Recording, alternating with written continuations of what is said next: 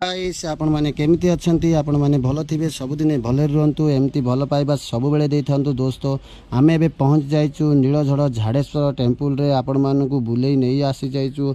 नीलझड़ Jhareshwar temple रे मो YouTube channel Rajinikanth YouTube channel को आपण मानकु बहुत बहुत स्वागत करुच्ची। रजनीकांत ब्लॉग चैनल को आपण मानकु बहुत स्वागत करुच्ची। दोस्तों चलतु आमे बुली जीवा आज झाड़ेश्वर आपण मानकु देखै दउची। एई वीडियो रे आपण माने सब देखि पारिबे झाड़ेश्वर रे आपण मानकर हर हर महादेवंकर आशीर्वाद भी आपण मानकु मिल जिवो। दोस्तों हर हर महादेवंकर आशीर्वाद आपण माने नहीं पारिबे और बहुत सुंदर रे एटे मंदिर तोला जायछि। आपण माने आसी पारिबे बहुत सुंदर रे झरणा पानी एठे आसिकिरी स्टॉक रहउछि। दोस्तों झरणा पानी बहुत नीलझर आपण मानकु ओडिसा रे कोठे भी मिलिबनी एमती नीलझर। ए टेम्पल टी बहुत सुंदर हेछि। दोस्तों आपण माने आसिकी देखि पारिबे आ समस्ते फुल एंजॉय करि पारिबे। आ एठे आपनकु गोटे भगवानकर आशीर्वाद मिल जाव। देखो ये मंदिर टी केमती है दोस्तों बहुत सुंदर है मंदिर टी कलर भी बहुत सुंदर है। आपण मैंने देखो नीलकिन झर पानी सुंदर ये अच्छी। दोस्तों आहरी आपण को दोस्तों झरणा पानी तलू को आसूसी। दोस्तों पहाड़ एटा एरिया दोस्तों आपण मैंने देखुवे समस्ते